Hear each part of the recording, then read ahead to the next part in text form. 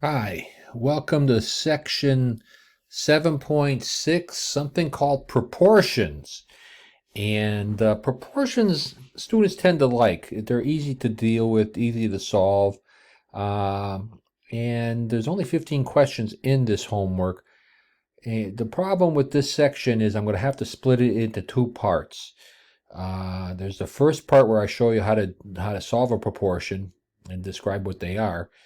And the last part, which are some word problems, so I wanted to put the word problems on a separate video so that it's not one, so you won't be too overwhelmed. So let me put this problem on my virtual paper here.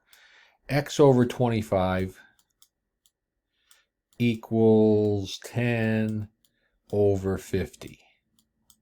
Now, in the previous section, we know how to solve that. Okay, what you need to do is find the lowest common denominator of all the fractions that you see in the expression, and we're going to multiply both sides of that expression by the lowest common denominator. So what's the smallest number that 50 divides into and 25 divides into? Well, if you said 50, you'd be absolutely correct.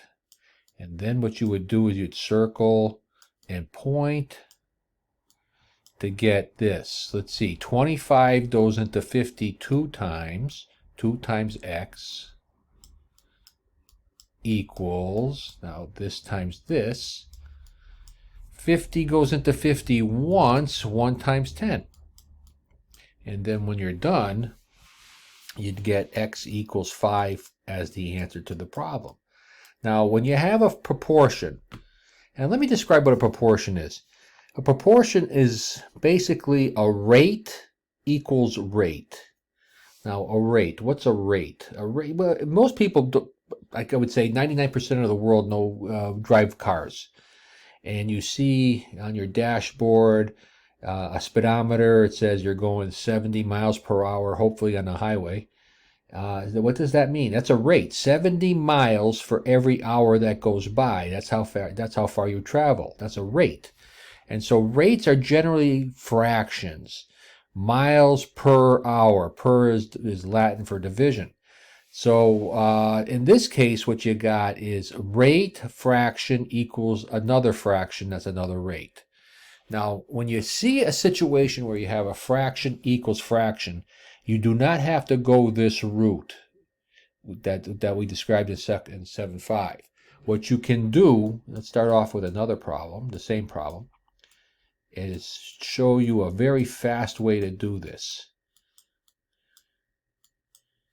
And that is the process of cross multiplication.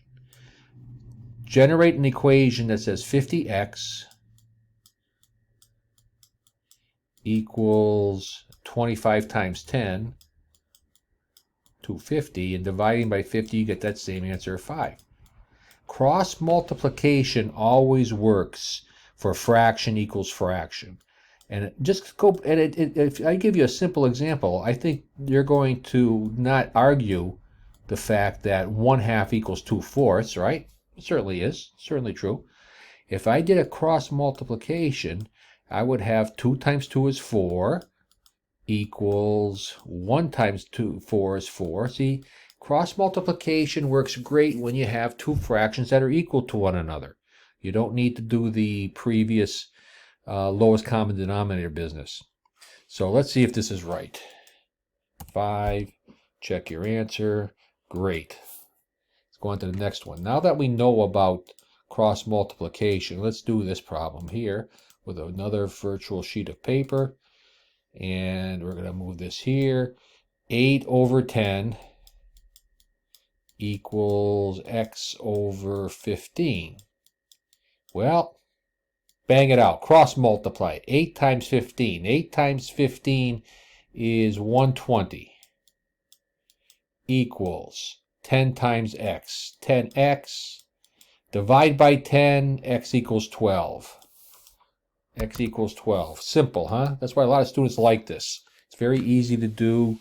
Not a big problem to solve proportions. Fraction equals fraction. Let's put that down here. 15 minus x, and put a bundle around that because that's what it is, over 3 equals x over 6. Now I gotta say something here. If this cross multiplication only works when you have fraction equals fraction. If this problem has any other term like a plus 2 or in it, you can't do it. You can't cross multiply this. With any additional term means you have to go with the technique, the circle and point technique that I described in section 7.5. So let's get rid of the 2. Let's undo the drawing of 2. There you go. And let's get rid of the plus sign. Undo the plus sign and the minus sign there. Okay. So what do?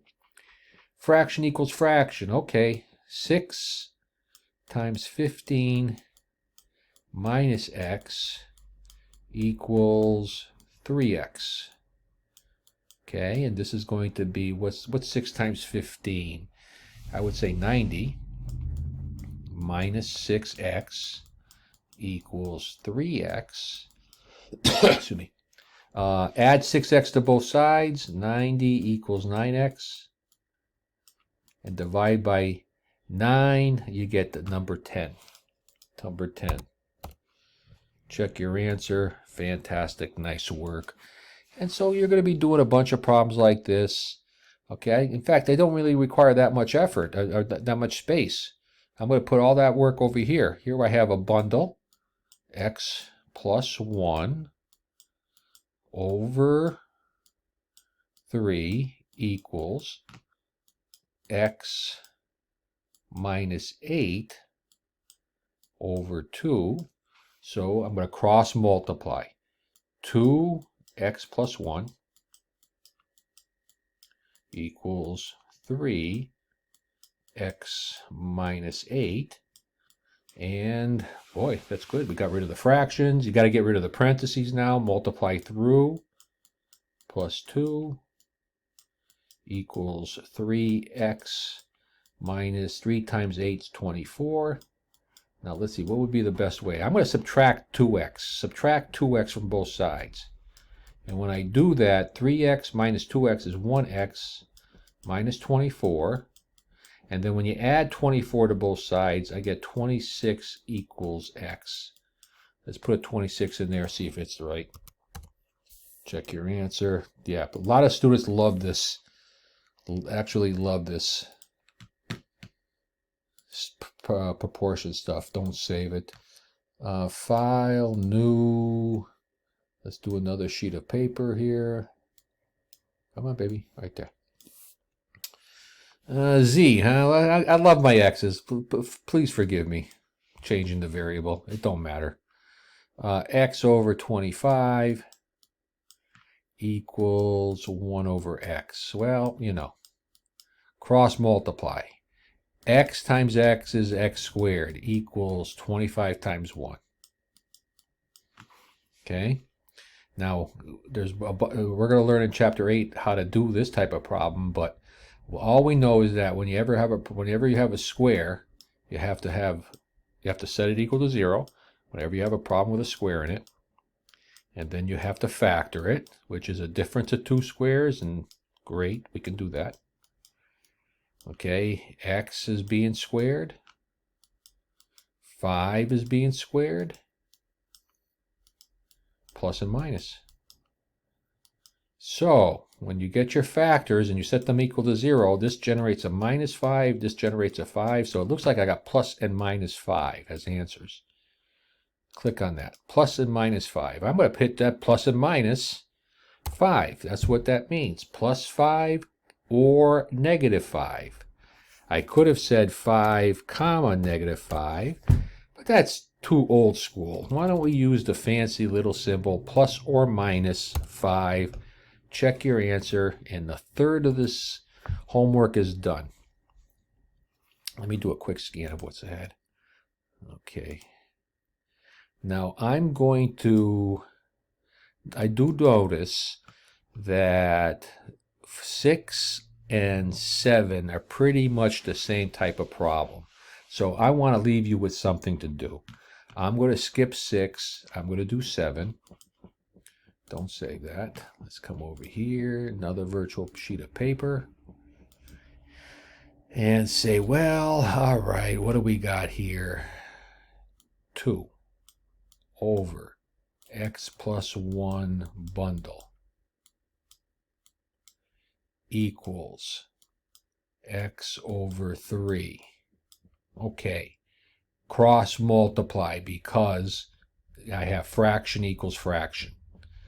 2 times 3 is 6 equals, multiply these two, this cross, x times x plus 1.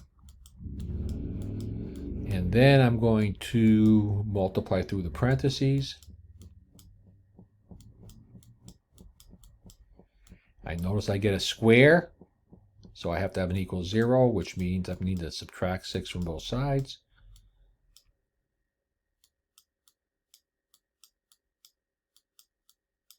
And then I'm going to x and x plus and minus. I'm going to say 3 and 2 equals 0. Set your factors equal to 0. You get a minus 3 here and a 2 here. And you also have to be sort of careful to see if the numbers that you get work. And I don't think with the proportion section you need to worry about it too much. But you see this, say it generated minus 3 and 2. Those are candidates for answers. It's okay to plug any of those numbers in. The only number you cannot plug in is minus 1, because that would generate a 0. So we'll leave it like that. Minus 3, comma 2. Check your answer. Great. Great, great, great. Now this one here I'm going to look at in a second. Let me see. Yep, and then we've got some word problems. All right, let's do this. This is more of an annoyance than anything else. It's still basically a word problem, not a word problem, a proportion, cross multiply. But when I look at this, I see I'm going to need to use magic number for this. But let's see how I saw that so quickly here. 8 over 10x. Okay, cross multiply. 10x times x is x squared. 10x squared is equal to 8 times the bundle, x plus 3. Go through the bundle. 8x plus 24, 10x squared. Okay, and then what I'm going to do is bring these terms over, subtract 8x, subtract 24 on both sides, and you're left with this. So we have the equal 0. Now let's see. Before you do any magic number, you need to pull out the common term, which looks like it's a 2. 2. 5x squared minus 4x minus 12 equals 0. Okay. So forget the 2. Forget the 2. I'm just going to concentrate on this guy over here. This guy right in there. I need a magic number, so what I'm going to do is I'm going to pull out, take the 5 away, circle it, and make another expression that we can solve. 5 times 12 is 60, and we can factor that. X and x, give you the x squared, plus and minus for the negative 60. I'm going with 10 and 6. 10 here, 6 there, but that will just foil out to be the minus 4x in the middle, 60 at the end, but it's not the original problem. What we need to do is continue this magic number technique by making fractions out of these numbers. Simplify the fractions. Well, 6/5 is what it is. 6/5. If you still have a fraction after simplification, move the number in front of the x. This is x minus 2. So, long and the short of it, let me put this stuff up here. What we have, when I factor all this stuff out, there's the original 2. Then we have 5x plus 6 and x minus 2 equals 0. The hard work is done. Set your factors equal to 0. So these are your factors right over here. These are your factors. I'm separating them. 2 equals 0 is nonsense. There's no variable, so forget that. That's a silly factor. But this is a factor that I need to do out, like so. Subtract 6 and divide by 5. So I get this fraction here, negative 6/5, and this guy gives you a 2, the number 2. So I'm going to go in there, punch in negative 6/5, comma 2, and see if that's right. Great job. Okay. Great job. Now comes some of the word problems. I'm going to do 9, 10, and 11. 9, 10, and 11 are simple word problems. And then what I'm going to do is stop right there, because then the rest of the word problems involve what are called speed problems, and they require a little bit more effort than most. So I want a separate video on that. So let's close this out. Don't save it. File, new. Okay, and now when you do these word problems, it doesn't matter to me how you get the right answer, as long as you get the right answer. I'm going to use the technique that they describe in the textbook. You got an owner of a small business is considering the purchase of a laser printer. That's right, that's nice. That can print 40 pages in 2 minutes. I don't know why they can't say 20 pages in 1 minute, but let's set up a little rate. 40 pages per 2 minutes. That's your rate. Pages on top, minutes on the bottom. When you set up your fractions, you've got to be consistent. Pages are up top, minutes are on the bottom. The next sentence says, how long would it take to print a 55-page report? Okay, set up a rate for that. Now when I set this up, I make sure the 55 is on top, because that's how I set up my first fraction, over some unknown time. Some unknown time. Set those rates equal to one another, and then you got the answer. Cross multiply. 40 equals 40x equals 110. Divide by 40.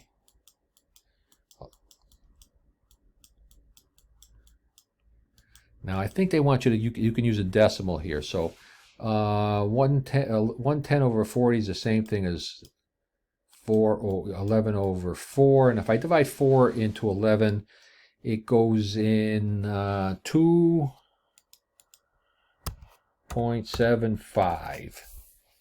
Let's see, is that right? Yep, 2.75 minutes when you divide 4 into 11. This is the one time they want a decimal. Okay, fantastic. Everything's based on that rate equals rate. Here we have another problem that says, I don't know if this is true or not, but let's go with it. Separate this. In order to make a pound of honey, bees have to make 15,000 trips to go to flowers. Okay, so I'm going to put the 15,000. It doesn't really matter if I put the 15,000 on top or bottom, as long as you're consistent when you write your fractions. Over 1 pound. And then how many pounds of honey would 120,000 trips make? Well, 120,000. Got to make sure I put that on top. Over some unknown amount of honey, but that rate equals that rate. Okay, cross multiply. 15,000 x equals 1 times 120,000.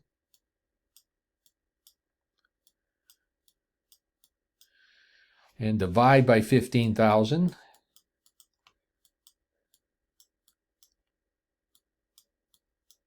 Too many zeros here.